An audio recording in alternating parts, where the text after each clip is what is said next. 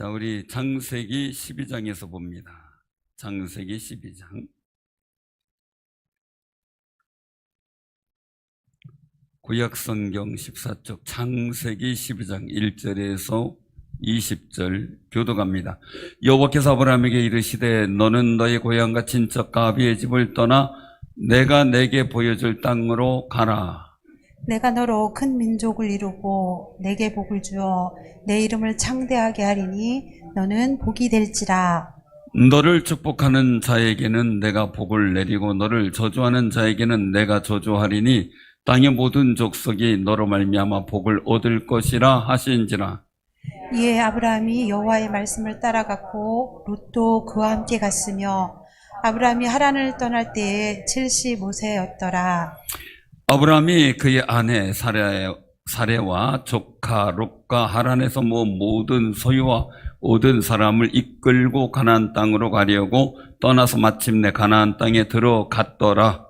아브라함이 그 땅을 지나 세겜 땅 모래 상수리 나무에 이르니 그때 가나안 사람이 그 땅에 거주하였더라. 여호와께서 아브라함에게 나타나 이르시되 내가 이 땅을 내 자손에게 주리라 하신지라. 자기에게 나타나신 여호와께 그가 그곳에서 제단을 쌓고 거기서 베델 동쪽 산으로 옮겨 장막을 치니 서쪽은 베델이요 동쪽은 아이라. 그가 그곳에서 여호와께 제단을 쌓고 여호와 이름을 부르더니 점점 남방으로 옮겨갔더라.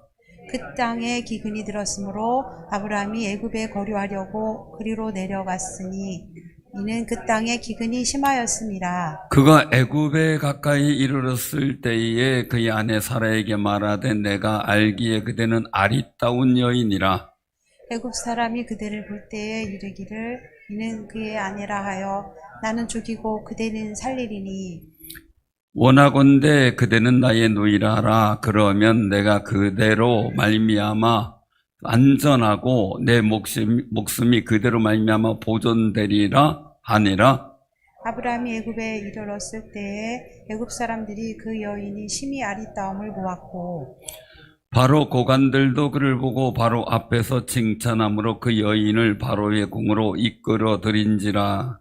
이에 바로가 그로 말미암아 아브라함을 후대함으로 아브라함이 양과 소와 노비와 함수 나귀와 낙타를 얻었더라.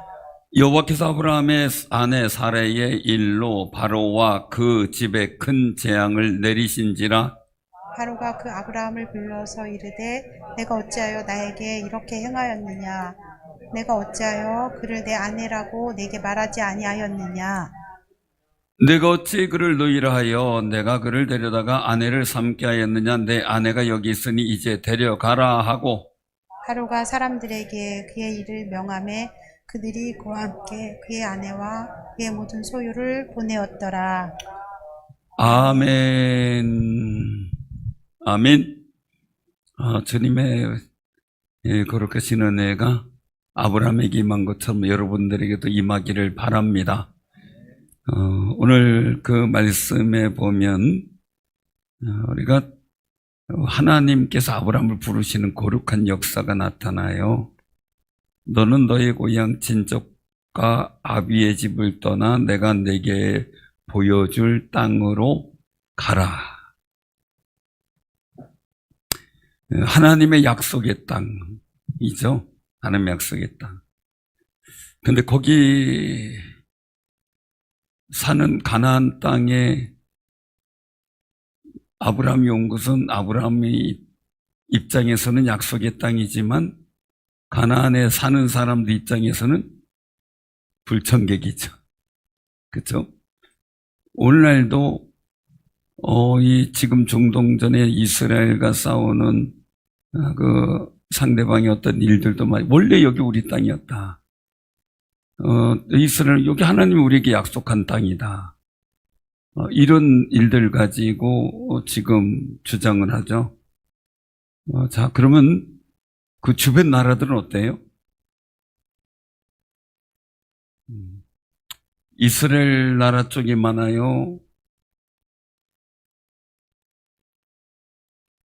그 상대방 쪽이 많아요?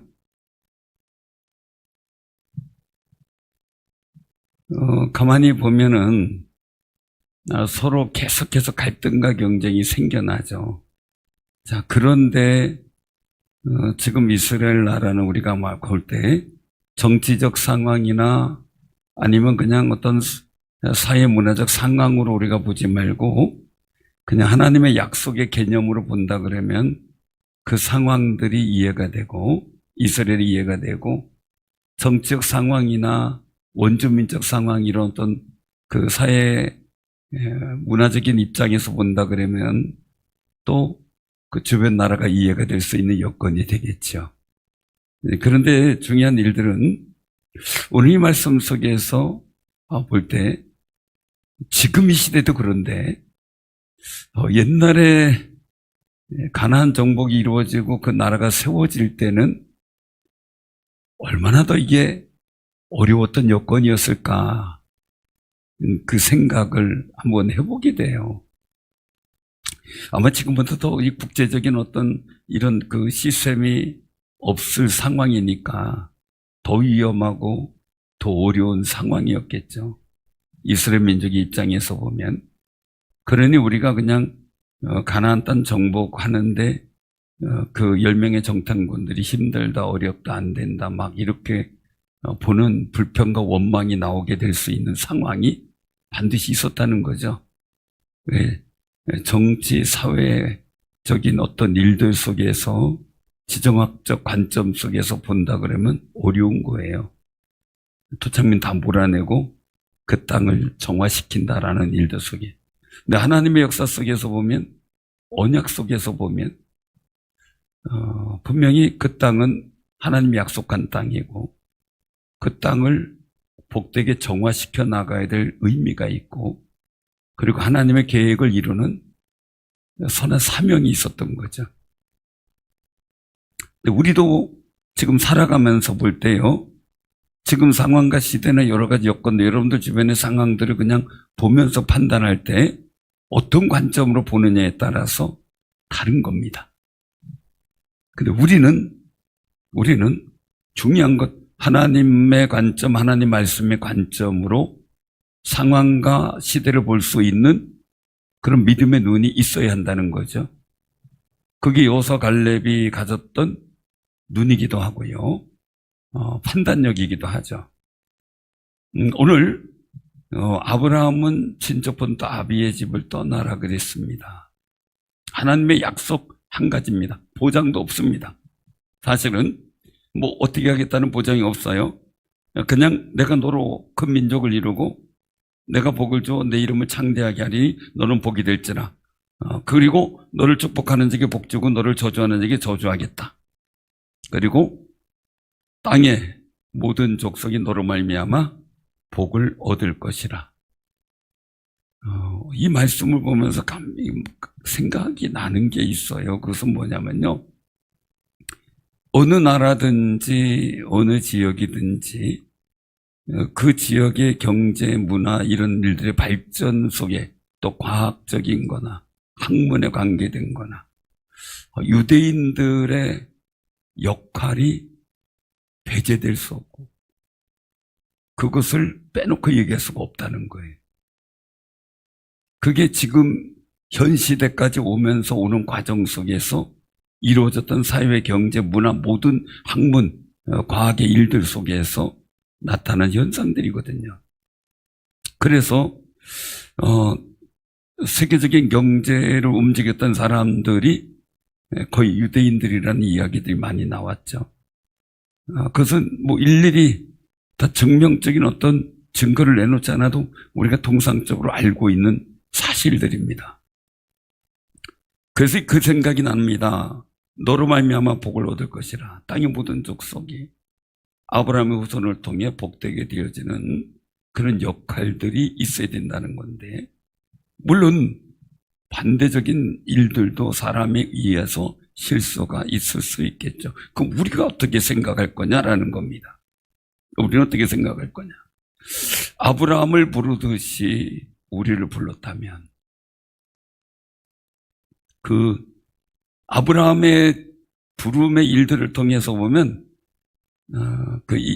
이스라엘 민족 속에 제가 여러 번 얘기한 적이 있었는데 못 들은 분 때문에 다시 한 번 말씀드리면 그 미드라시라고 하는 그 성경에 기록되지 않았던 이스라엘 민족의 또 다른 그 들려져 오는 이야기들을 구술해서 정리해 놓은 그런 글이 있어요. 그게 책으로 나왔는데 거기에 보면 이제 아브라함이 아버지 집에서 어떻게 나오게 됐는가를 기록을 하고 있죠. 아버지 대라는 오늘 여기 이제 말씀하시는 일들 속에서 우리가 기억할 것은 아버지 대라는 우상을 만들고 우상을 섬기는 그런 사람으로 기록되죠. 그래서 그 아버지 집을 나올 때 그 우상을 다 부수게 되는 상황이 벌어집니다. 아버지가 잠시 출타 중에 창고에 들어가서 우상을 다 깨버리는 거죠. 그럼 아버지가 돌아와서 보니까 이제 우상을 좀 갖다 팔아야 되니까 열어보니까 다 박살이 나 있습니다. 부서져 있습니다. 대노했습니다. 내가 애써 만든 것을 누가 이렇게 다 부쉈느냐? 그 아브라함이 이야기를 하죠. 내가 있다가 보니까 창고에서 자꾸 뭐 싸우는 소리가 나더라. 네가 크냐 내가 크냐, 네가 힘이 세냐 내가 힘이 세냐 막 하고 싸우더라. 계속 우당탕탕 막 하더니 조용해지길래 열어봤더니 이 모양이 돼 있더라. 그러니까 아버지가 반문하죠. 말도 안 되는 소리 하지 마라. 지금 불어서 얘기를 합니다. 말도 안 되는 소리 하지 마. 내가 만든 나무로 만든 우상인데 지들이 말을 하고 지들이 싸우냐? 맞잖아요. 자기네들끼리 싸워서 이렇게 된다는 게 말이 되냐? 이게 이제 범인이 아브라함이라는 걸 아는 거죠. 아버지한테 한마디 합니다. 아버지는 말도 못하고 싸우지도 못하는 그 신을 만들고 왜 섬기냐? 라는 얘기와 함께 이제 집을 떠나게 되는 과정들이 그려집니다. 사랑하는 성도, 거긴 신앙의 결단이 있어요. 우리들도 보면은 가정의 어려움, 집안에 내려오는 여러 가지 전통적 신앙, 유교적 신앙, 뭐 샤머니즘, 뭐 이런 여러 가지 일들을 극복하고 믿음으로 나온 분들이잖아요. 물론 신앙의 대를 이루어 신앙생활하는 분들이 있죠. 제가 참 부러워하는 분들 중에 부러워하는 것 중에 하나입니다. 신앙의 3, 4대 얘기를 하면은 제가 그냥 고개를 숙여요. 너무 감사하고 존경스러워서. 여러분들의 후손이 그렇게 되길 바랍니다.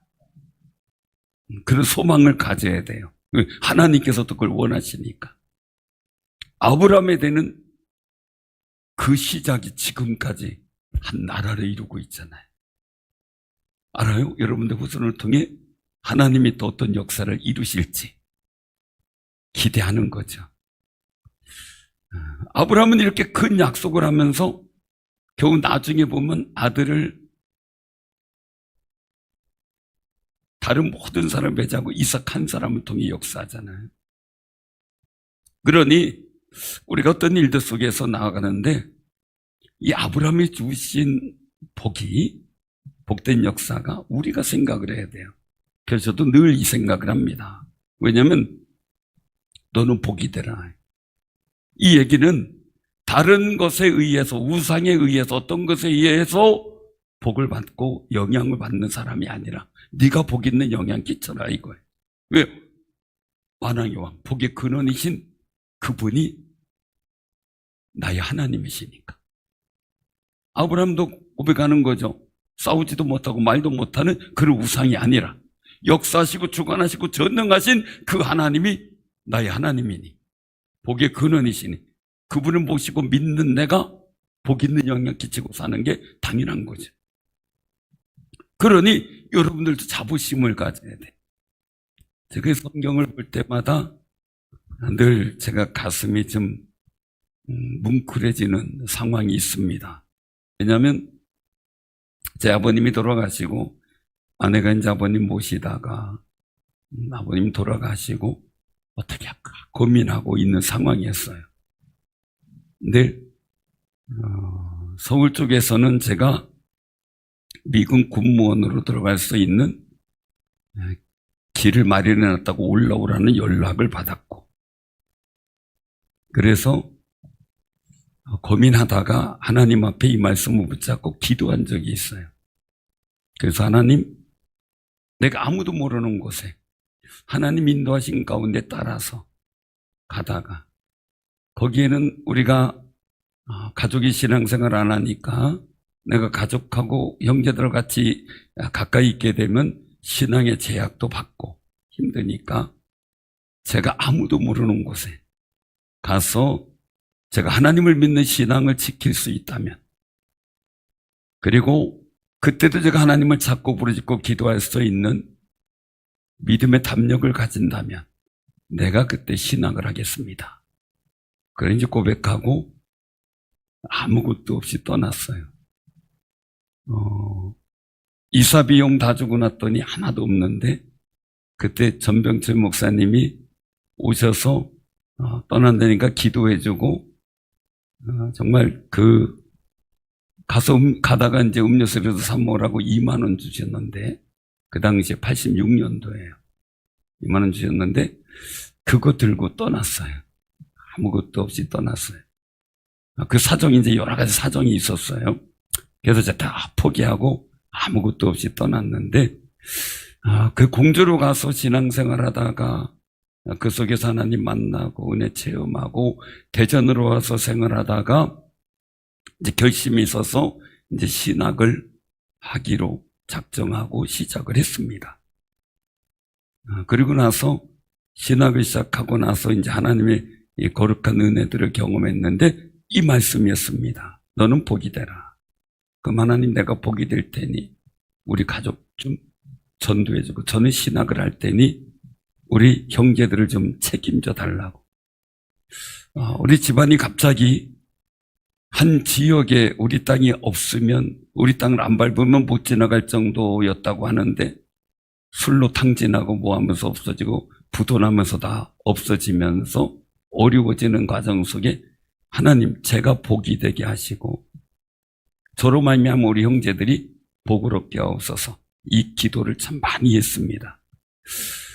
그 일로 인하여 어떤 과정 속에 우리 형제들이 전도되고 어머님도 예수 믿게 되고 이러면서 갑자기 하나님의 은혜로 이제 신앙의 삶을 사는 그런 형제들이 돼서 너무너무 감사한데, 늘상 이 기도였습니다. 나로 말미암아 복을 얻게 하옵소서. 여러분들도 한번 기도해 보세요. 나로 말미암아 형제들 미워하고 원망하고 이런 거, 다른 사람에 대해서 미워하고 증오하는 마음보다 정말 나로 인하여 저 사람이 복되게 하옵소서. 저도 늘 힘들고 어려운 교인들 보면 저로 인하여 복되게 하옵소서 기도를 합니다. 그래서 제가 그분이 힘들면 제가 가슴이 아프고 같이 기도하게 되고, 표현은 안 하지만 정말 하나님 앞에 단언하며 기도할 때가 많이 있습니다. 주여, 저로 인하여 복되게 하옵소서.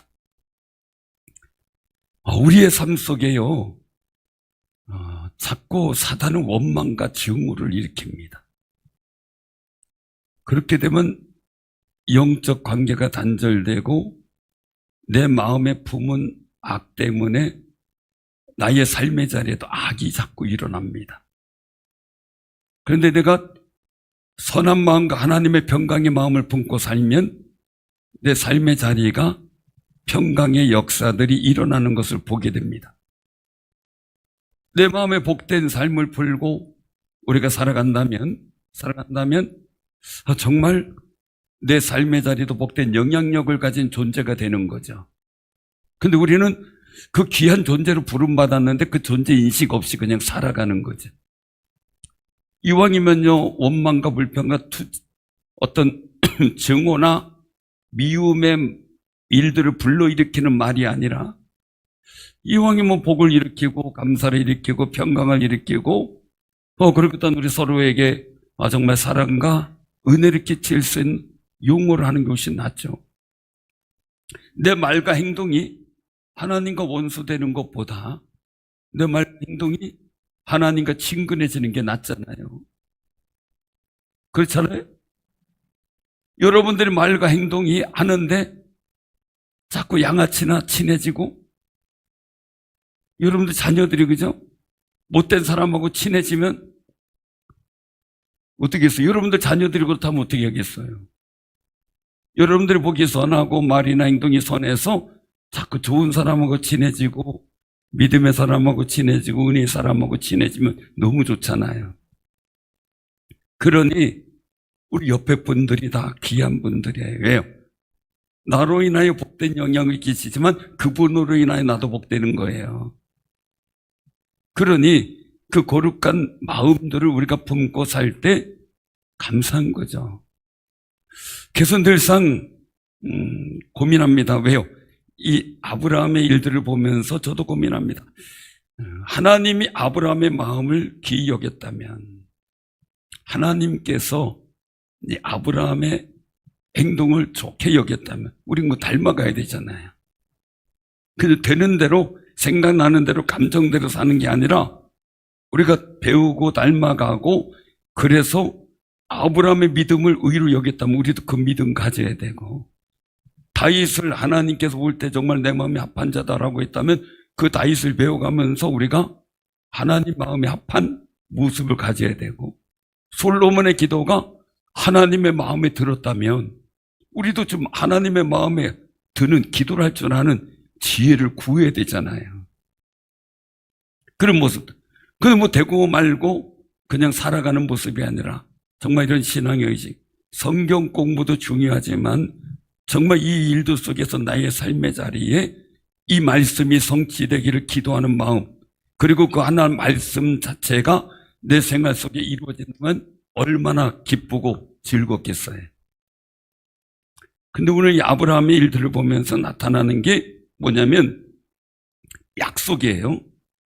자, 여기서 나타난 어떤 분이 저한테 묻더라고요. 성경에 그 로또가 나온대요. 그래서 뭔 말인가, 뭔 말입니까? 그랬더니 아브라함이 갈 때 로또 갔다. 그래서 로또가 나온대. 그래서 한번 웃고 말았는데 조카 로또 같이 떠났죠. 근데 그들이 한 행동입니다. 점점 그들이 약속을 믿고 갔는데 나타나서 하나님께서 이제 자기에게 나타나신 곳 7절이죠. 가나안 사람의 땅에 거주했는데 그곳에서 하나님께서 나타나셨어요. 이 땅을 내 자손에게 주리라 하신지라 자기에게 나타나신 그곳에 제단을 쌓고요. 그리고 나서 장막을 치고 서쪽 베델 동쪽 아이 그곳에서 여호와께 제단을 쌓고 여호와 이름을 부르기 시작한 거예요. 우리가 이 여호와 이름을 불렀다는 이야기는 마치 그냥 아이가 태어나가지고 어릴 때 엄마 아빠 이거 소리 듣기를 얼마나 좋아했어요. 그죠? 그래서 거짓말을 하루 12번도 더 한다고 막 엄마라고 했다 이거 오늘. 근데 해보려면 못하잖아요. 그 엄마 하고 막 그랬던 아이가 이제는 커서 엄마라고 불러요. 어릴 때는 엄마 채치 뭐 이런 걸 가지고 의식을 하는데 이제는 의식적으로 엄마 아빠를 알잖아요. 하나님에 대한 어떤 느낌 이런 것이 있었는데 이제는 아브라함이 제단을 쌓고 하나님의 약속을 듣고 믿고 그 속에서 여호와 이름 불렀다는 것은 이제 의식적으로, 신앙의 의식적으로 하나님의 이름을 분명하게 부르기 시작했던 거죠. 분명하게. 우리가 가만히 보면 그래요. 아이에게 어떤 사람이 그런 한번 일을 해본 적이 있어요. 그 뭐냐면은 엄마가 안 계셨는데 엄마가 이제 엄마가 없는데 배고파 우니까 아기를 다른 엄마의 젖을 물렸어요. 근데 얘가 안 먹어요. 절대 안 먹더라고요. 다른 아이는 모르겠어요. 근데 그 아이는 안 먹더라고요. 엄마가 와서 줄 때까지 안 먹더라고요. 이게 느낌 속에서 나오는 건데요. 느낌 속에서. 이제는 신앙의 의식 가지고 하나님을 신뢰하고 하나님을 믿으며 그 하나님을 체험하는 이 과정들이 일상 속에서 계속 진행되어지는 것들이 아브라함에게 생겨난 거죠. 그럼 여러분들도 그래요. 이제 자식이 커지면요, 우리 엄마 아빠에 대한 의식이 분명하죠. 분명해요. 자, 일태로 얘기를 한다면 그냥 제가 어디가 소개를 받으면 우리 충주성령교회 유승준 목사입니다. 목사님이시구나. 이렇게 얘기를 해요. 그렇게 얘기를 해요. 그런데 나중에 보면 그냥 보통의 목사님으로 알고 있다가 나중에 자세히 제 얘기를 알고 듣고 보다 보면은 저에 대한 인식이 달라져요.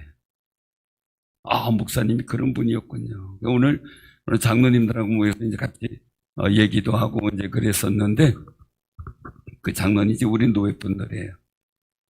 그 얘기를 하더라고요. 제가 우리 노예 목사님들 중에 존경하는 분이, 그분 얘기예요. 존경하는 분이 딱 두 분이 있다. 누구냐 그랬더니 우리 담임 목사님 한 분, 그리고 목사님입니다.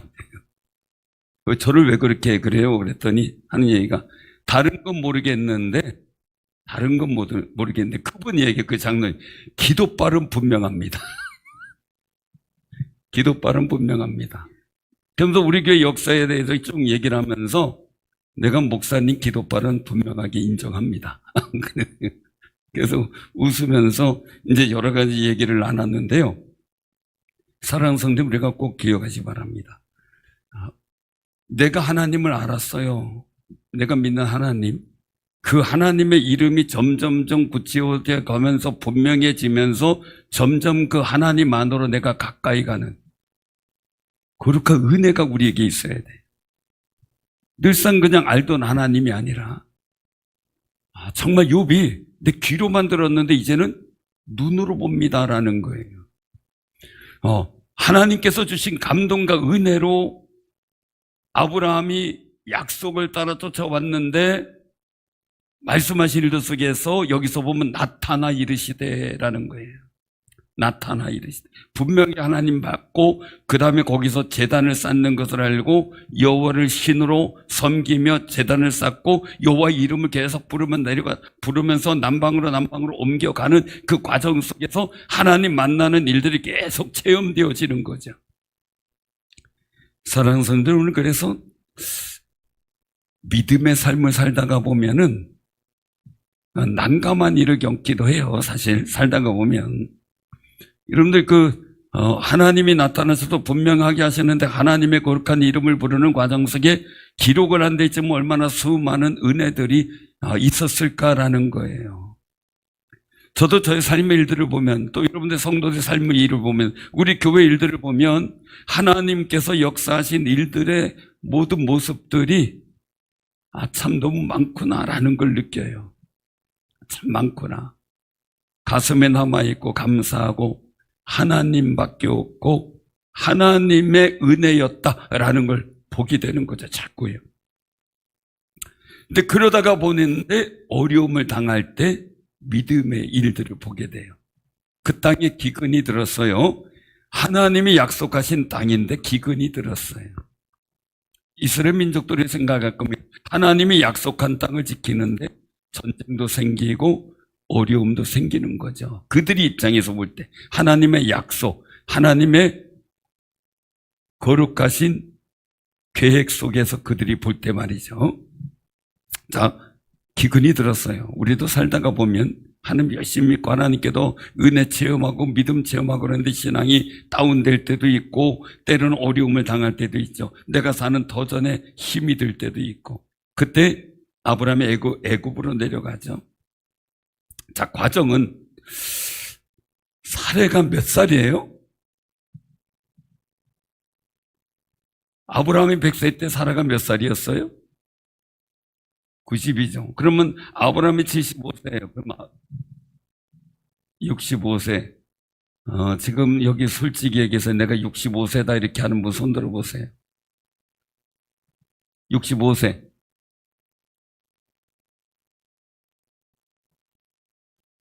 우리 여자 성도님들 중에 65세 없어요? 그럼 64세, 66세. 나이를 밝히기를 꺼려하시나? 이건 그렇다 그래요. 자, 그런데 번뜩 생각나는 게 있어요. 신방하다가 우리 이규학 장로님하고 신방하다가 얘기를 했어요. 같이 이게 또 얘기를 하다가 이규학 장로님 얼굴은 옛날로 보면 40대였다. 그 얘기는 뭐냐면은 옛날 40대가 이규학 장로님 얼굴이었는데 지금은 60대 중반 되는 얼굴이 된 거예요. 그 우리가 지금 얼마나 젊어지고 좋아졌다는 걸 느끼는 거예요. 그죠? 그러니 거울 보면서 아이고 주름살 눈에 하지 말고 감사하세요. 옛날에 비하면 여러분들은 10년이 뭐에 15년 이상 더 젊어 보이는 분들이에요. 그렇죠? 인정 안 해요? 그게 느껴져요. 옛날에 어릴 때 40대 얼굴 생각하면요. 상상을 못했어요. 어른이었어요. 요즘에 40대는 조관영 안수 집사님. 40대죠?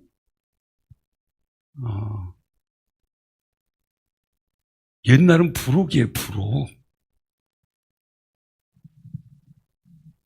우리 김정 집사님 몇 살이죠? 예? 43.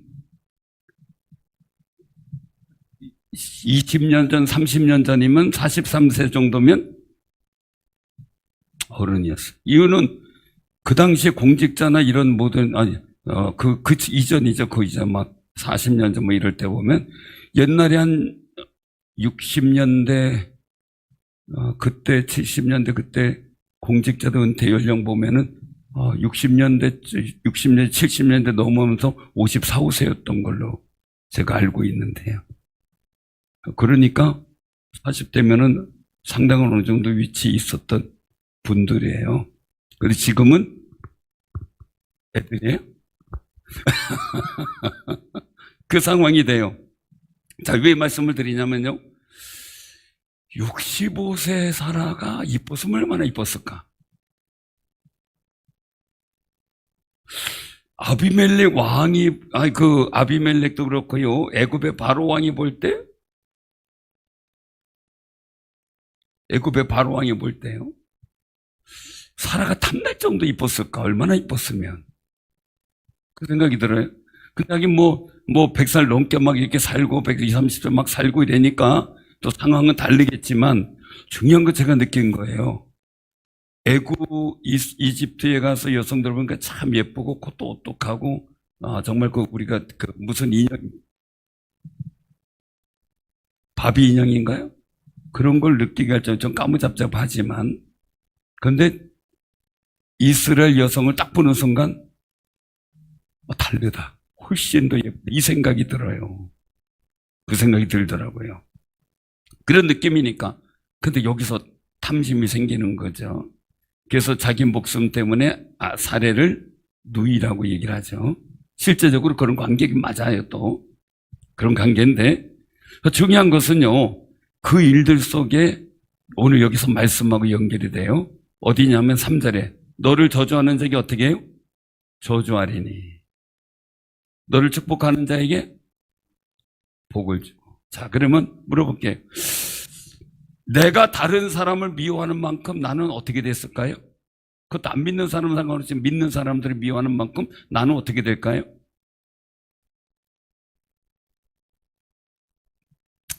우리가 같은 믿음의 사람을 저주하고 미워할수록 나는 손해요.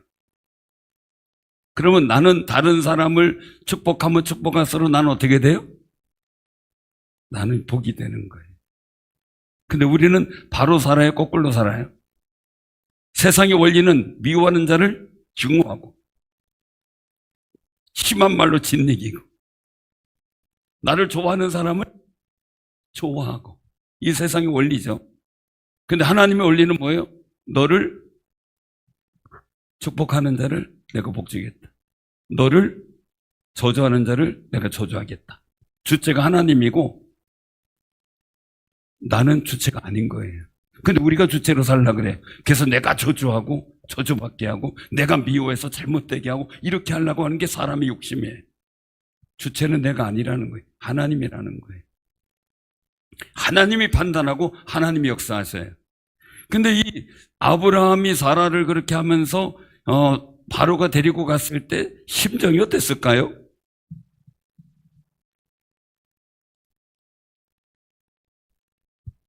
어땠을 것 같아요? 힘이 없어. 어떻게 할 수 있는 힘이 없어. 자, 여기서 굉장히 중요한 거는 나오진 않았지만 말이에요. 하나님께 얼마나 기도했을까라는 거예요. 그때 하나님께서 17절에 보니까 어떻게 돼요? 바로의 집에 큰 재앙을 내리죠. 그러니까 그러면서 바로가 깨닫게 되고 이 사례를 돌려보내고 그리고 나서 그 소유를 다 보내면서 보태서 보내는 역사가 나타나죠. 그래서 아브라함이 애굽에서 은금이 풍부한 상태로 올라오게 돼요. 자, 그럼 여기서 우리가 보게 될 게 있습니다. 그것은 뭐냐면요. 바로가 자기를 위협하는 거예요. 아브라함을 위협하는 거예요. 그 상황과 여건이 아브라함을 위협하는 거예요. 이때 아브라함이 두려워했다는 이야기는 목숨에 대한 두려움을 갖고 있었지만 그 과정 속에 하나님의 개입을 바랬던 것만은 분명하죠. 하나님이 개입하셨어요. 주체가 자기가 아니에요. 하나님이에요. 그래서 아브라함의 소유를 탐낸 것에 대한 대가를 치르게 하셔요. 자, 우리가 꼭 기억하시길 바랍니다. 하나님은 아브라함을 모든 것을 버리고 하나님의 이름을 부르며 따랐던 사람을 전적으로 보호하시는 역사를 보게 돼요. 그리고 아브라함을 위협하는 사람을 하나님이 위협을 주게 되고 오히려 아브라함을 편안하게 해요. 주체가 하나님이 되셨어요. 아브라함이 싸우려고 하지 않고요. 그럼 우리 인생도 마찬가지예요. 너는 복이 되라 하신 것은요, 다른 게 아니에요. 하나님이 내 인생의 주체가 되도록 주권자가 되고 인도자가 되고 보호자가 되도록 믿고 맡기는 것이 우리 신앙이에요. 그게 다윗의 신앙이었고요. 그래서 우리가 믿음으로 살면서요, 우리도 고백하며 기도합시다. 나로 말미암아 복을 얻게 하옵소서. 우리 교회가 여러분들로 말미암아 복을 얻고 또 우리 성도들이 서로를 통하여 복을 얻고요. 내가 그냥 아무런 존재가 아닌 정말 하나님이 내 인생의 주체가 되어 복 있는 영향을 끼치는 아름다운 관계 속에 우리가 서로 축복하는 믿음의 삶이 되기를 주님의 이름으로 축원합니다.